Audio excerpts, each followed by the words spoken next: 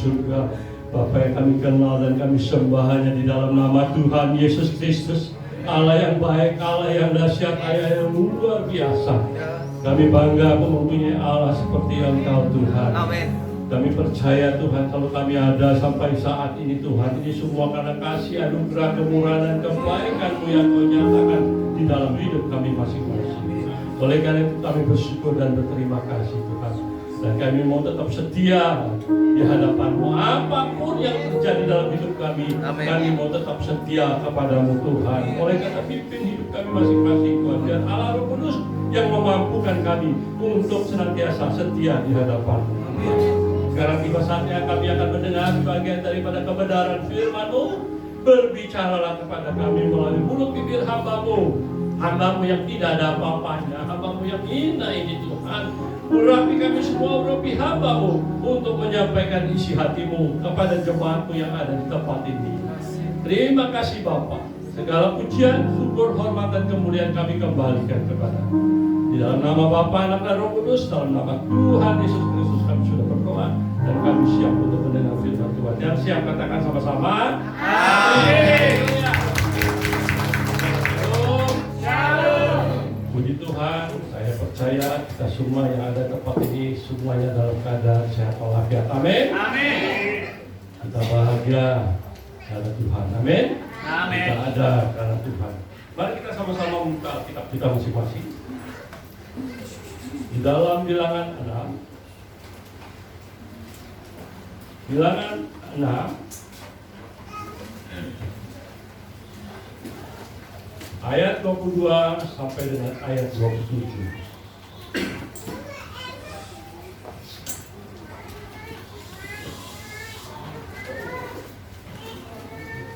Bilangan 6 ayat 22 sampai dengan ayat 27. Kita akan baca bersama-sama.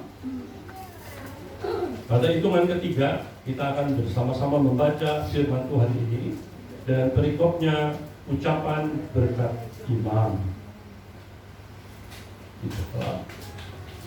Satu, dua, tiga. Tuhan berfirman kepada Musa, berbicara kepada Harun dan anak-anaknya, beginilah harus kamu memberkati orang Israel. Katakan kepada mereka, Tuhan memberkati engkau dan melindungi engkau. Tuhan menyinari engkau dengan wajahnya dan memberi engkau kasih karunia. Tuhan menghadapkan wajahnya padamu dan memberi engkau damai sejahtera. Demikianlah harus mereka meletakkan namaku atas orang Israel, maka aku akan memberkati mereka. Haleluya, puji Tuhan, berbahagialah Bapak Ibu Saudara kita semua yang sudah membaca firman Tuhan, yang mendengarkan firman Tuhan, yang merenungkan firman itu siang dan malam, terutama yang melakukannya di dalam kehidupannya masing-masing. Tema firman Tuhan hari ini saya ambil judulnya adalah keluarga yang diberkati Tuhan. Keluarga yang diberkati Tuhan. Saya percaya kita semua yang ada di tempat ini pasti ingin diberkati Tuhan. Amin. Saya mau tanya kepada saudara yang ada di tempat ini, siapa yang keluarganya mau diberkati oleh Tuhan? Angkat tangan. Oh, semua, sudah pasti ya. Saya percaya Tuhan akan memberkati engkau. Oleh karena itu, simak firman Tuhan hari ini dengan baik-baik. Bapak Ibu yang terkasih dalam Tuhan Yesus Kristus, temanya tadi keluarga yang diberkati Tuhan. Sekarang kita mau belajar bagaimana caranya supaya keluarga kita diberkati oleh Tuhan. Ini kuncinya yang harus saudara simak bersama-sama pada saat pagi ini. Yang pertama, bagian yang pertama yaitu kalau di dalam Yeremia 17 ayat 7 dan 8, firman Tuhan berkata, diberkatilah orang yang mengandalkan Tuhan, yang menaruh harapannya kepada Tuhan. Ia akan seperti pohon yang ditanam di tepi air, yang merambatkan akar-akarnya ke tepi batang air, dan yang tidak mengalami datangnya panas terik, yang daunnya tetap hijau, yang tidak khawatir dalam tahun kering, dan tidak berhenti menghasilkan buah.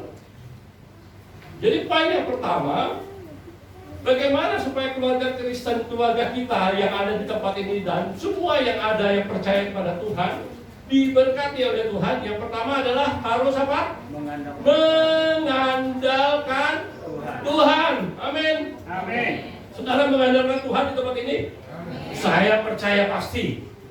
Orang yang mengandalkan Tuhan itu pasti akan diberkati oleh Tuhan. Amin. Kalau kita balik kembali kepada ayat yang sebelumnya dalam Yeremia 17 ayat 5 dikatakan, terkutuklah orang yang mengandalkan kepada manusia, yang mengandalkan kekuatannya sendiri, dan yang hatinya menjauh daripada Tuhan. Jadi kalau ada di antara Bapak Ibu Saudara yang ada tempat ini mengandalkan kepada manusia, mengandalkan kekuatannya sendiri, dan jauh dari Tuhan, hatinya jauh dari Tuhan, maka saya percaya saudara akan menjadi orang yang terkutuk. Tapi saya percaya di sini nggak ada. Amin. Amin. Semuanya adalah orang-orang yang mengandalkan Tuhan. Makanya saudara diberkati oleh Tuhan. Amin. Amin. Bapak Ibu yang terkasih, kalau orang yang mengandalkan Tuhan itu harus ada yang kita lakukan. Harus ada yang kita lakukan. Poin yang pertama, perkatakan firman Tuhan. Jadi kalau saudara merasa saudara adalah orang yang mengandalkan Tuhan, berarti saudara harus perkatakan firman Tuhan. Amin. Amin. Yosua 1 ayat 8 firman Tuhan berkata, janganlah hendaknya kamu, janganlah, ada yang hafal di sini?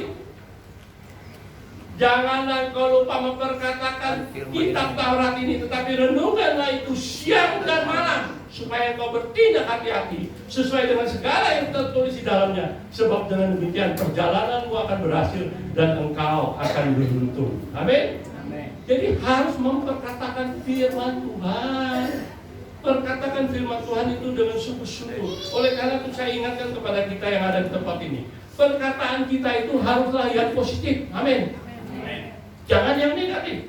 Karena apa yang kita ucapkan itu adalah doa kita kepada Tuhan. Kalau kita berdoa, kita ngomong atau perkatakan adalah hal yang positif, otomatis adalah yang kita akan terima adalah positif. Tapi kalau kita bicara tentang negatif, maka itu juga akan terjadi dalam diri kita, yaitu negatif. Perkatakan. Oleh karena itu di dalam Amsal 18 ayat 21 dikatakan, hidup dan mati dikuasai lidah. Jadi barang siapa suka menggemanya akan memakan buahnya. Jadi kalau saudara berkata yang positif, otomatis yang kita terima adalah positif. Tetapi kalau kita bicara tentang hal yang negatif, maka yang kita terima adalah hal yang negatif. Orang yang memperkatakan firman Tuhan itu adalah orang-orang yang senantiasa itu akan menjadi apa? Kalau kita sering memperkatakan, otomatis kita lebih percaya lagi. Amin. Kalau sering kita berkata positif, otomatis yang kita terima adalah positif yang saya katakan tadi. Kalau kita katakan yang negatif, akan kita terima yang negatif. Jadi kalau kita sering ngomong kepada Tuhan, memperkatakan firman Tuhan dalam hidup kita, maka akan timbullah iman kita, iman percaya kita yang sungguh-sungguh kepada Tuhan. Amin. Amin. Oleh karena itu firman Tuhan berkata dalam Roma 10 ayat 17, iman timbul dari pendengaran oleh firman Kristus. Jadi kalau saudara sering dengar firman Tuhan, sering baca firman Tuhan, otomatis saya mau kasih tahu saudara, iman saudara akan timbul. Kenapa kita harus baca firman Tuhan? Karena di dalam firman Tuhan itu semuanya ada. Amin. Ya. 2 Timotius 3 ayat 16 firman Tuhan berkata, segala tulisan yang diilhamkan Allah memang bermanfaat untuk mengajar, untuk menyatakan kesalahan, untuk memperbaiki kelakuan dan mendidik orang dalam kebenaran. Jadi kalau saudara sering baca firman Tuhan, semuanya ada di situ semua. Mengajar kita untuk menyatakan kesalahan kita, untuk memperbaiki kelakuan kita, dan mendidik kita dalam kebenaran. Oleh karena itu banyaklah baca firman Tuhan. Amin. Amin. Amin. Amin. Oleh karena selalu dengan membaca itu saya katakan iman kita akan timbul. Apa itu iman? Iman apa artinya? Iman dalam Ibrani 11 ayat 1, iman adalah dasar dari segala sesuatu yang kita harapkan dan bukti dari segala sesuatu yang tidak kita lihat. Oleh karena itu Bapak Ibu Saudara yang ada tempat ini, siapapun orang percaya harus punya iman. Amin. Amin.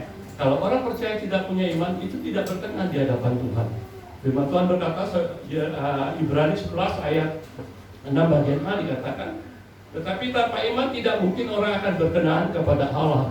Jadi kalau saudara yang beriman di tempat ini, saya yakin dan percaya, saudara akan menjadi orang-orang yang senantiasa diberkati oleh Tuhan. Amin. Poin yang kedua, tadi memperkatakan firman Tuhan. Yang sekarang adalah merenungkan firman itu siang dan malam. Amin. Amin. Amin. Saudara merenungkan firman Tuhan? Amin. Amin. Yang berkata amin saya yakin dan percaya orang-orang yang diberkati oleh Tuhan. Amin. Mazmur 1 ayat 1 sampai 3 firman Tuhan berkata apa? Berbahagialah orang yang tidak berjalan menurut nasihat orang fasik, yang tidak berdiri di jalan orang berdosa, dan yang tidak duduk diam dalam kumpulan pencemooh, tetapi kesukaan adalah Taurat Tuhan, yang merenungkan Taurat itu siang dan malam.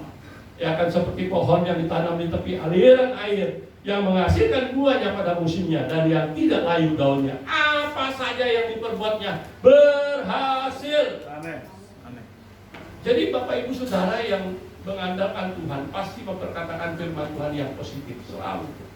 Sering membaca firman Tuhan dan merenungkan firman itu siang dan malam. Kemudian poin yang ketiga adalah melakukan firman Tuhan itu.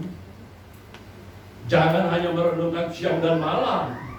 Sudah mendengar terus merenungkan firman Tuhan siang dan malam. Tetapi yang poin yang paling penting adalah saudara harus melakukan firman itu dengan setia. Katakan amin. Amin. Karena disinilah kunci yang penting yang harus saudara lakukan. Oleh karena itu firman Tuhan berkata di dalam Lukas 11 ayat 28, tetapi ia berkata, yang berbahagia adalah orang yang mendengar firman Kristus dan yang memeliharanya. Artinya mendengar firman Tuhan, merenungkan firman itu siang dan malam, menyimpannya dalam hati, artinya memeliharanya, kemudian artinya melakukannya di dalam hidupnya. Maka orang itu adalah orang-orang yang akan diberkati oleh Tuhan.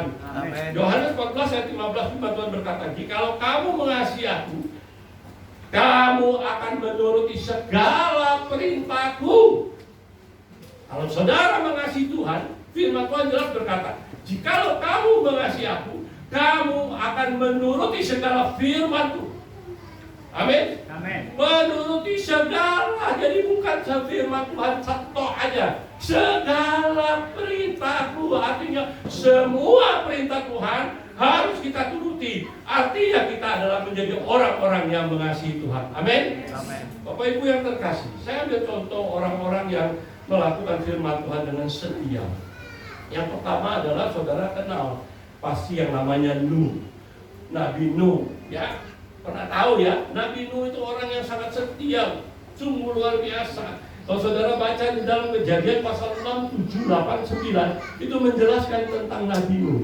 Nabi Nuh disuruh Tuhan itu bikin apa? Bahtera, ya bikin perahu yang besar. Saudara tahu perahunya besarnya seperti apa? Panjangnya itu 300 hasta, lebarnya itu 50 hasta, tingginya 30 hasta. Satu hasta itu 45 cm, berarti hampir setengah meter. Berarti panjangnya hampir 150 meter, lebarnya hampir 25 meter, dan tingginya hampir 15 meter. Tinggi besar nggak? Besar ya? Baterainya dibikinnya di mana? Ya, yang suka baca firman Tuhan pasti tahu. Ya, anak-anak TK aja pasti tahu, karena mereka sering diajar oleh guru sekolah minggu di UR dan tentang baterai itu, Nabi Nuh itu. Ya, bikinnya di mana? Di Gunung. kok nggak ada suaranya? Di mana? Gunung. Di puncak gunung. Haleluya. Saya pernah nanya soal ini pada orang jemaat di tempat lain, bukan di sini. Tapi kalau ada tadi saya nggak dengar, saya nggak tahu. Bilangnya apa? Di atas bukit. Di puncak bukit, di puncak gunung. Itu benar, di puncak gunung. Di puncak, betul. Tapi ada yang berkata di atas gunung. Saya bingung, di atas gunung gimana bikinnya ya? Di atas di gunung, di atasnya, gitu loh. Maksudnya kan begitu. Tapi di puncak itu berarti di atas puncak. Di puncak itu. Wah, luar biasa. Yang bikin berapa orang saya mau tanya? Berapa orang? 3. Halo? 4. Berapa orang yang bikinnya? 4. Ada yang tahu? Bikin perahu itu di Batra itu di puncak bukit itu berapa orang? 8. 8 orang. Nuh dengan istrinya, anaknya Sem, Ham, dan Yafet, dan ketiga menantunya. Berarti 8 orang. Saya mau tanya pada saudara yang ada tempat ini, kira-kira aja saudara, kenapa bikin perahunya sampai 120 tahun lamanya? Tahu saudara, 120 tahun lamanya bikinnya. Kenapa begitu lama? Halo? Ini pertanyaan hanya dari saya ya. Jangan salah paham ya. Tapi saya ingin saudara coba merenungkan firman Tuhan tadi. Kenapa begitu lama? Coba. Halo? Hah? Pertama pasti bikinnya di mana? Karena di puncak gunung, puncak gunung. Kedua, yang bikinnya cuma 8 orang. Kalau yang bikinnya sekian banyak pasti lebih cepat toh. Betul ya? Terus kemudian yang ketiga, nah ini tolong simak saudara. Ini bukti kasih Tuhan yang luar biasa buat kita semua. Pada zaman Nuh, anak-anak manusia pada zaman Nuh. Kenapa? Tuhan memberi kesempatan kepada mereka pada zaman Nuh itu supaya apa? Bertobat. Itu bukti kasih Allah, makanya bikinnya lama. Bapak Ibu yang ada tempat ini, saya percaya saudara apa yang terjadi. Nanti saya tidak usah perlu jelaskan karena masih panjang. Kalau ini baru-baru yang pertama, baru bagian yang pertama maksud saya. Oleh karena itu Bapak Ibu yang ada tempat ini, kita harus menjadi orang yang setia seperti ini. Amin. Amin. Amin.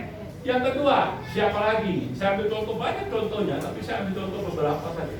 Yang kedua adalah Sadrak, Mesak, dan Abednego. Saudara pernah baca tentang Sadrak, Mesak, Abednego, tahu dong? Amin. Kalau saudara baca di dalam Kejadian pasal 3, di dalam Daniel pasal 3, itu menjelaskan tentang Sadrak, Mesak, Abednego. Pada saat itu, yang namanya Raja Nebukadnezar itu membuat patung yang tingginya 60 hasta, lebarnya 6 hasta. Patung dari emas. Dan apabila ada bunyi-bunyian, sakakala, bunyian seruling, kecapi, gambus, apapun suara musik-musikan, setiap orang yang ada di kerajaan Nebukadnezar itu harus menyembah patung yang dibuat oleh raja. Tetapi Sadrak, Mesak, Abednego tidak mau melakukan itu. Dan mereka berkata, kalau saudara baca dalam Daniel 3 ayat 17-18, mereka berkata apa? Kalau Tuhan tidak mau menolong mereka, bahkan dikatakan tidak bisa menolong, itu betul-betul perkataan agak aneh menurut saya. Tetapi itu firman Tuhan, tidak bisa menolong mereka. Mereka tetap tidak akan menyembah Allah atau menyembah patung yang dibuat oleh Nebukadnezar, tetapi mereka tetap menyembah Allah mereka, yaitu Allah Yahweh, Allah yang Maha Kuasa. Amin. Dan apa yang terjadi? Mereka dimasukkan ke dalam dapur api yang dipanaskan 7 kali lipat panasnya. Sehingga apa? Orang yang memasukkan mereka mati duluan. Tetapi mereka tidak terbakar sama sekali. Bau angus juga tidak ada. Bahkan rambutnya pun tidak terbakar sama sekali. Jubah yang mereka makan tidak terbakar sama sekali.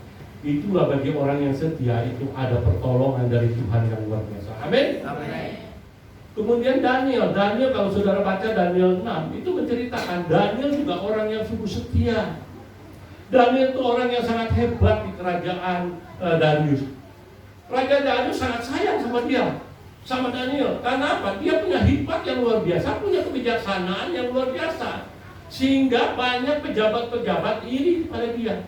Makanya kalau zaman dulu itu, kalau ada pejabat yang iri, sekarang pun lebih parah lagi. Nggak usah jauh-jauh dalam gereja, kadang-kadang ada yang iri gitu. Tapi di sini nggak ada. Di sini sih baik-baik.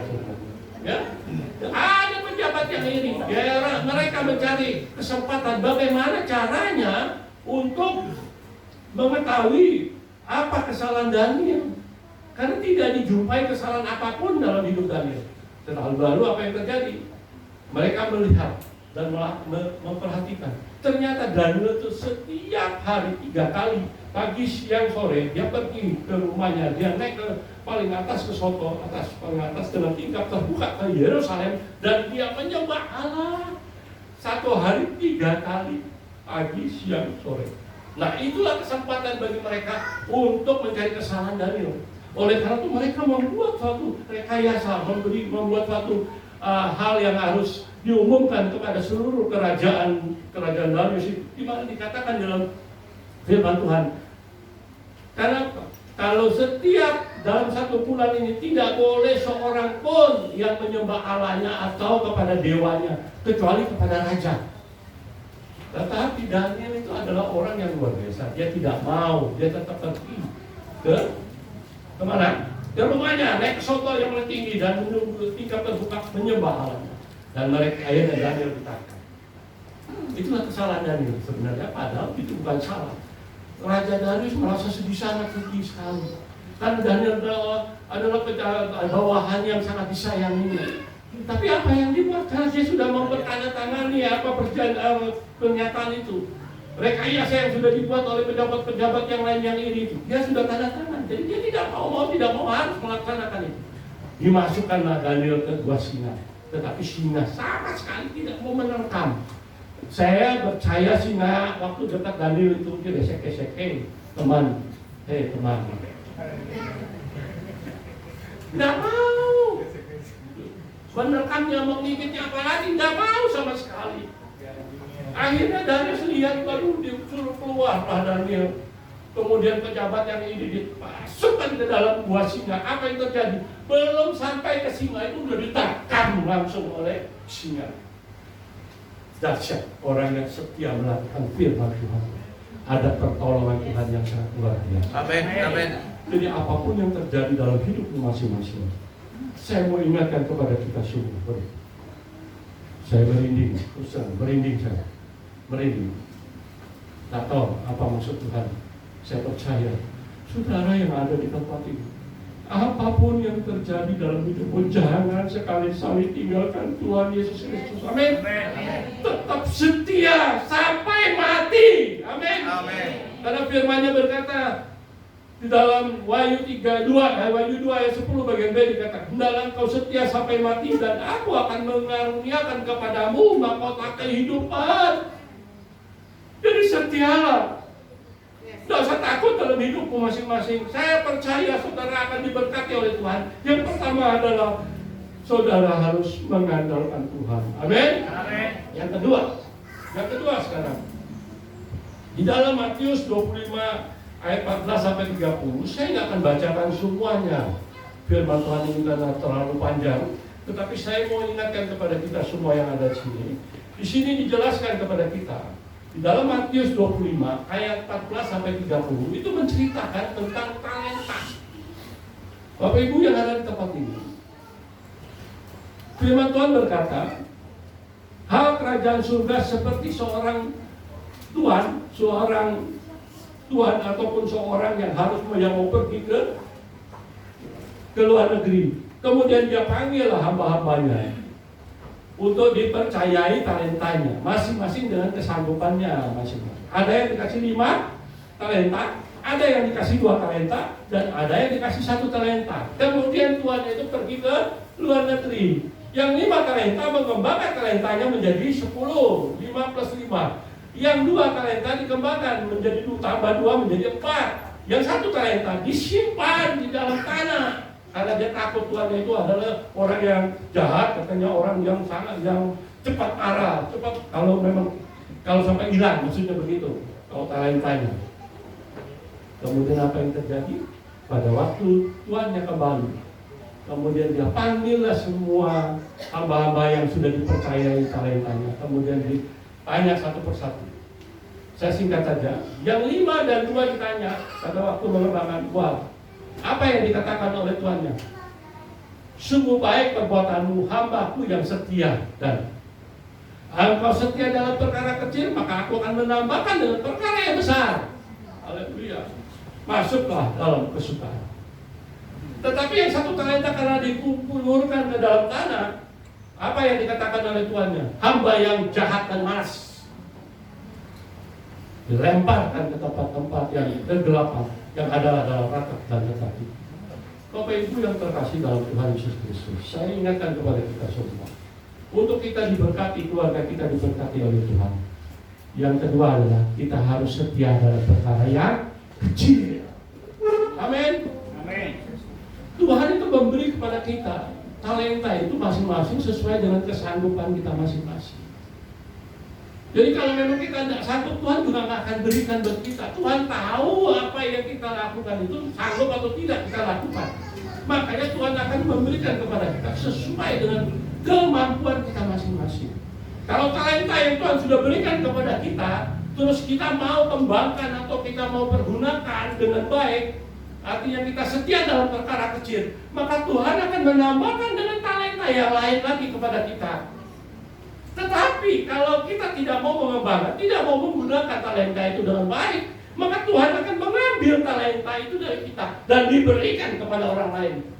Oleh karena itu, mari, apapun kita yang ada di tempat ini, khususnya pelayan Tuhan yang ada di sini, jangan saudara mengecilkan apa yang saudara sudah terima dalam pelayanan saudara.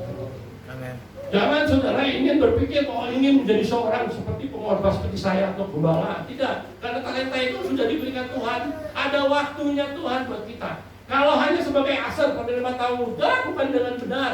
Sebagai pemain musik, lakukan pemain musik dengan benar. Saya percaya nanti Tuhan akan tambahkan dengan talenta-talenta yang lain buat kita. Amin. Haleluya, puji Tuhan. Oleh karena itu Bapak Ibu yang terkasih, kita harus menjadi orang yang setia dengan talenta kita. Lukas 16 ayat 10 firman Tuhan berkata, barang siapa setia dalam perkara-perkara kecil, maka ia setia pula dalam perkara-perkara besar. Barang siapa tidak benar dalam perkara kecil, ia juga tidak benar dalam perkara-perkara besar. Tuhan sudah ingatkan kepada kita, kalau kita setia dalam perkara kecil, maka nanti Tuhan kasihkan perkara yang besar, kita juga akan menjadi orang yang setia. Jadi kalau kita tidak benar dalam perkara kecil, maka Tuhan juga berkata bahwa kita juga tidak benar dalam perkara-perkara yang besar. Poin atau bagian yang ketiga, tadi bagian yang pertama adalah kita harus mengandalkan Tuhan. Yang kedua, kita harus apa? Setia dalam perkara yang kecil. Yang ketiga, di dalam Yohanes 15 ayat 7, firman Tuhan berkata, jikalau kamu tinggal dalam aku dan firmanku tinggal dalam kamu, maka minta apa saja yang kamu kehendaki, kamu akan menerimanya. Amin. Amin. Amin. Yang ketiga jadinya apa? Jikalau kamu tinggal dalam aku dan firmanku tinggal dalam kamu, minta apa saja yang kamu kehendaki, kamu akan menerimanya. Jadi kita yang ketiga apa? Untuk kita diberkati Tuhan apa? Kita harus tinggal dalam firman Tuhan. Amin. Tinggal dalam firman Tuhan. Oleh karena itu Bapak Ibu yang terkasih, kalau kita tinggal dalam firman Tuhan, itu ada syaratnya. Orang yang tinggal dalam firman Tuhan itu syarat yang pertama itu adalah harus apa? Harus dekat dengan Tuhan. Katakan amin. Amin. Hidupnya melekat dengan Tuhan.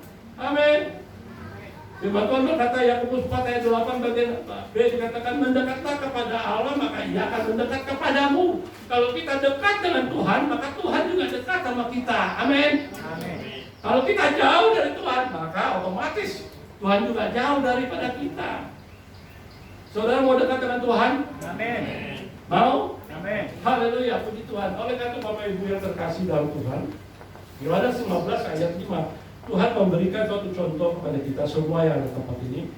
Yohanes 15 ayat 5 dikatakan, akulah pokok anggur dan kamulah ranting-rantingnya.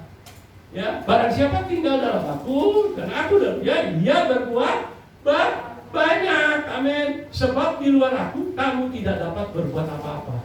Oleh karena itu saya ingatkan kepada kita harus mendekat, kemudian kita tinggal dalam Tuhan, kemudian apa? Kita menyatu dengan Tuhan, manunggal dengan Tuhan.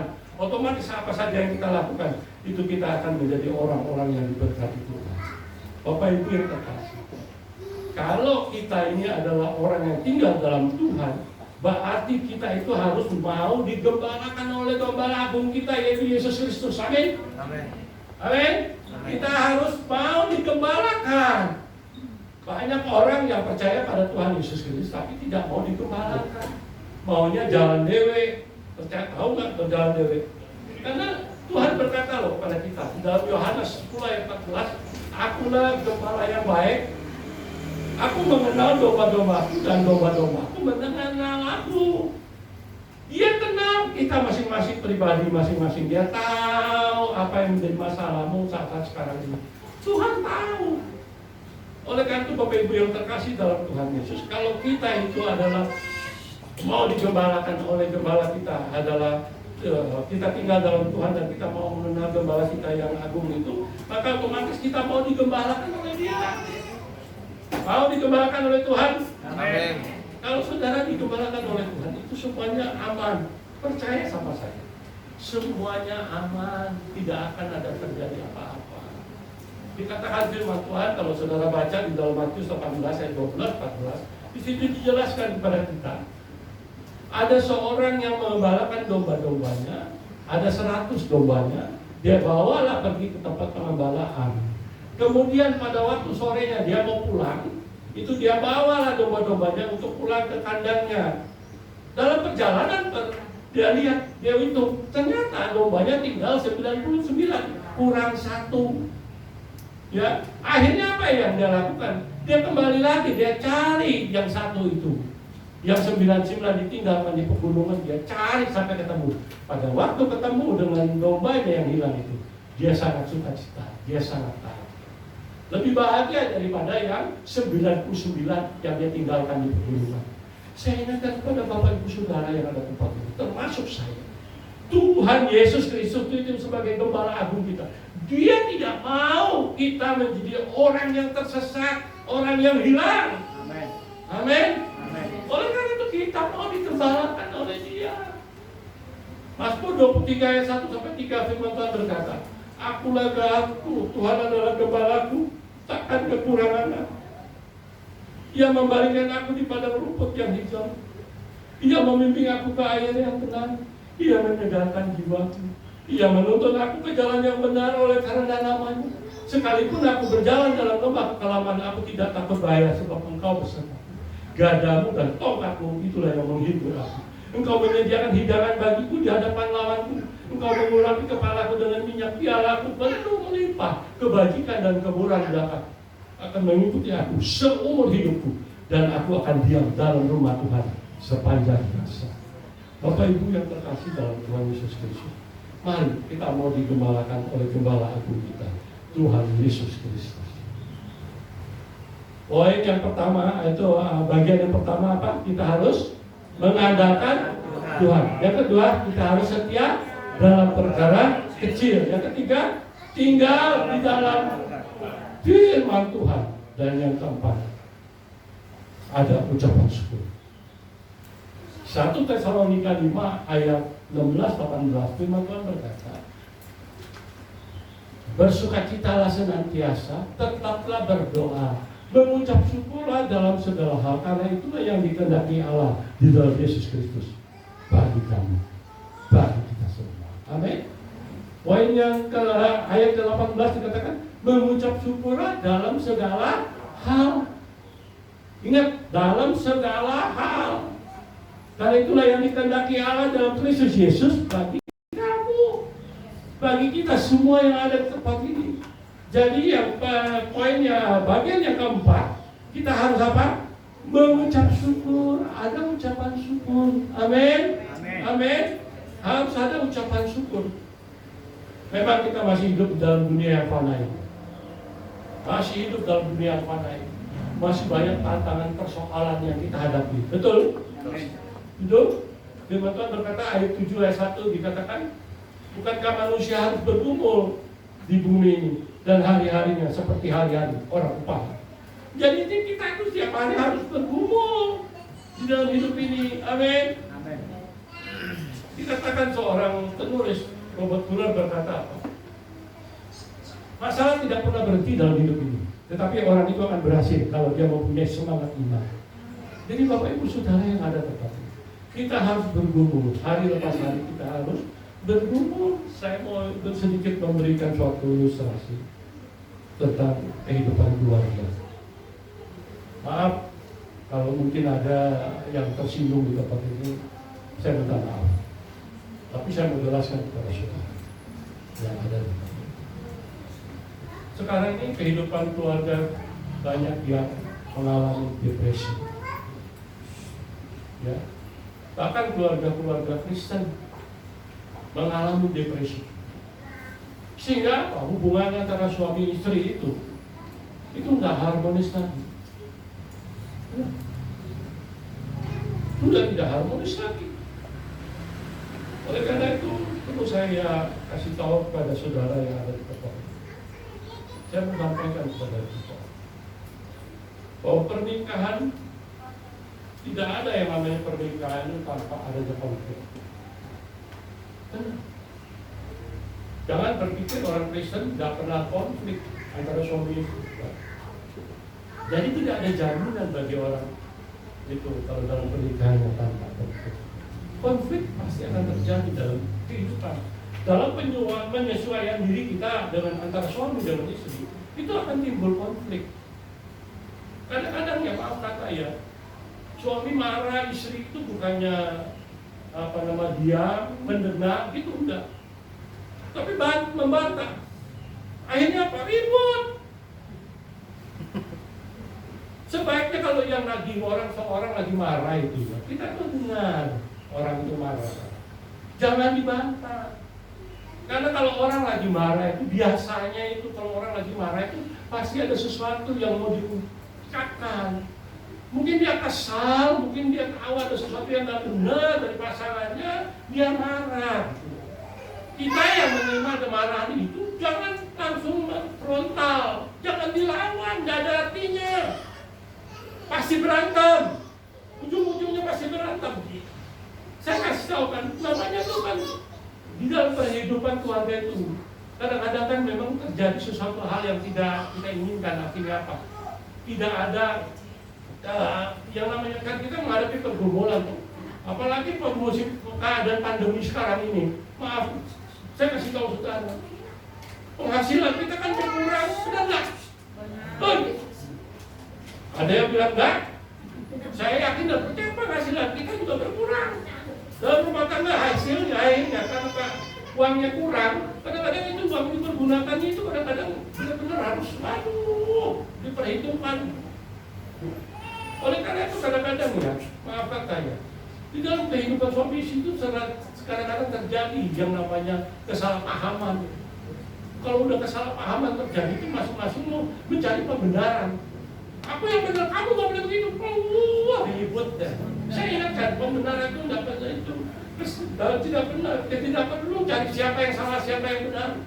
Yang penting bagaimana salahnya saat suami istri itu senantiasa ada di dalam Tuhan itu senantiasa mau saling mengerti, saling mengasihi, tidak menjadi orang yang egois, saling mengampuni. Oleh karena itu mari kalau ada kalau suami marah-marah, istrinya tolong dengerin ya. Kalau istrinya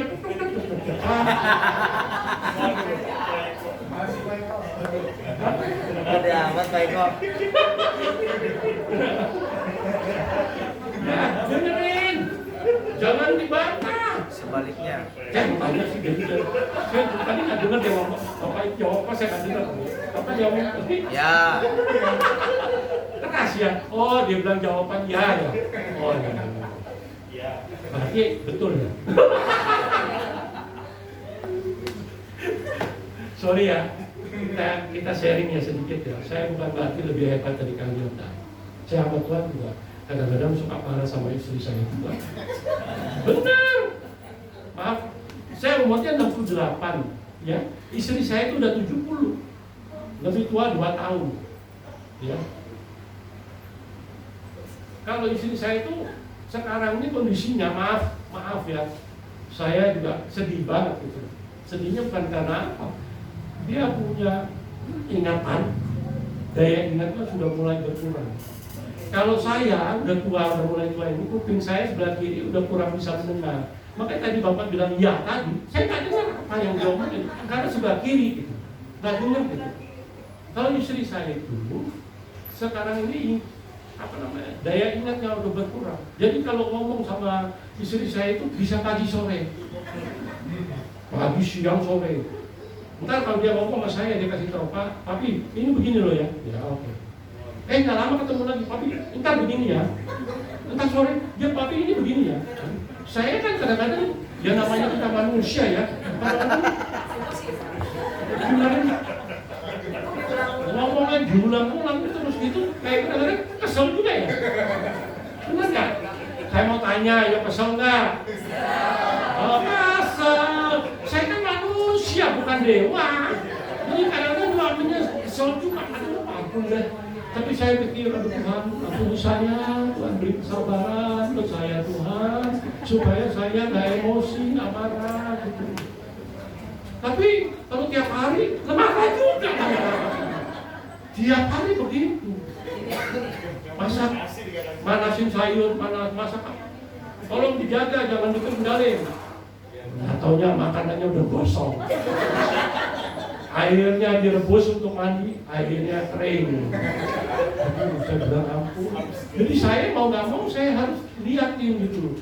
Kadang-kadang saya di atas, isi saya di bawah, tiba-tiba saya teringat nih tadi manasin apa? Dan udah kering, udah gosong. Kita makan gerak enak kali ya. Saya sabar, Tuhan beri kesabaran untuk hamba-Mu. Esra Tuhan. Dulu hamba sudah sabar, sekarang lebih sabar lagi Tuhan. Kalau zaman dulu saya tuh kalau lihat anak buah saya salah, itu saya maki-maki bu. Teriak-teriak kamu, juntak. Sampai ada anak buah saya kalau saya marahin pingsan di depan saya. Saking galaknya saya, bener. Tapi kalau dia salah, tapi sekarang kan tidak bisa begitu. Masa isi saya begituin, betah itu. Bisa pingsan kalau di depan saya, pusing. Aduh, saya zaman aduh lemes dada, aduh ampun. Wah. Jangan masak nasi, ini nasi goreng masih banyak, kita bisa makan pagi sore ya. Siang ya masak lagi nasi. Nasi ini buat apa Mi? Dia diam, dia nggak jawab. Padahal saya bilang, padahal dia mau masak nasi, dia udah taruhin. Karena saya tahu dia mau masak nasi, itu saya simpanin supaya apa? Jadi kan ada pencucian tempat cuci beras ya, yang ada air yang saya simpanin. Supaya apa? Dia nggak masak. Tapi diambil lagi, dia masak juga. Aduh. Jadi saya ngeluarin unak-unak juga. Tapi memang begitu lah. Yang namanya perbedaan pandangan itu selalu ada dalam keluarga. Jadi kalau suami marah, mali istri mulai mengampuni suami, ya. Istri marah, suami mulailah mengampuni. Amin. Amin. Kalau nggak bisa dipeluk aja. Saya sering peluk istri saya, walaupun dia salah, saya peluk, aduh mami, I love you mami. Padahal dia salah loh. Apalagi dia gimana? Kalau dia nggak salah lebih dipeluk lagi kan. Jadi mari hampiri suami istri, peluk, kasih tahu, I love you papi, I love you mami. Jangan ikut dan Salah bukan. Saya nggak mau dengar keluarga-keluarga yang ada di tempat ini keluarganya ribut terus. Tapi saya percaya nggak ada ya. Nggak ada kamu. Nggak ada yang nggak ngaku ya. Bu, tadi barusan saya dengar bu. Biasanya saya nggak dengar bu. Kali ini saya dengar bu. Haleluya. Tapi saya percaya kok semuanya baik-baik. Katakan amin. Ini kemuliaan Tuhan. Apa itu yang kasih dapat ini? Saya mau ingatkan, kasih Tuhan itu lebih besar dari segala masalah apapun yang terjadi. Amin. Amin. Percaya. Mungkin saudara sedang menghadapi pergumulan masalah ekonomi, masalah apapun keluarga. Tapi ingat kasih Tuhan itu lebih besar dari masalah yang kita ada. Dan percaya lagi satu. Di balik masalah yang ada yang kita hadapi sekarang, di balik itu semua ada berkat Tuhan yang disediakan buat kita semua. Amin. Karena Tuhan sudah merancangkan hidup kita masing-masing. Yeremia 29 ayat 11 Tuhan berkata, sebab aku ini mengetahui rancangan-rancangan apa yang ada padaku mengenai kamu, demikian firman Tuhan, yaitu rancangan damai sejahtera, ya, untuk memberi kepadamu hari depan yang penuh harapan. Amin. Bukan rancangan kecelakaan, tetapi rancangan damai sejahtera untuk memberi kepada hari depan yang penuh harapan. Saya mau tanya, siapa yang sedang menghadapi masalah tadi? Ada tangannya? Oh, ada ya? Apa-apa? Tidak masalah. Pencobaan-pencobaan yang kau alami, firman Tuhan berkata dalam 1 Korintus 10 ayat 13, pencobaan-pencobaan yang kamu alami adalah pencobaan-pencobaan biasa yang tidak melebihi kekuatan manusia, sebab Allah setia, karena Dia tidak akan membiarkan kamu dicobai melampaui kekuatanmu. Pada waktu kamu dicobai, Dia akan memberikan jalan keluar sehingga kamu dapat mengalami. Amin. Filipi 4 ayat 13, segala perkara dapat kamu dalam Dia yang memberi kekuatan kepada Tuhan akan memberi kekuatan bagi kita. Roma 8 ayat 28 berkata, kita tahu sekarang Allah itu bekerja dalam segala sesuatu untuk mendatangkan kebaikan bagi mereka yang mengasihi Dia, yaitu bagi mereka yang terpanggil sesuai dengan rencana Allah. Oleh karena itu apa yang menjadi kebutuhanmu? Katakan kepada Tuhan, gak usah ngomong. Karena firman Tuhan berkata di dalam Matius 6 ayat 8 bagian B dikatakan, sebelum kamu minta, Bapa di surga sudah tahu apa yang kamu butuhkan. Amin. Amin. Amin.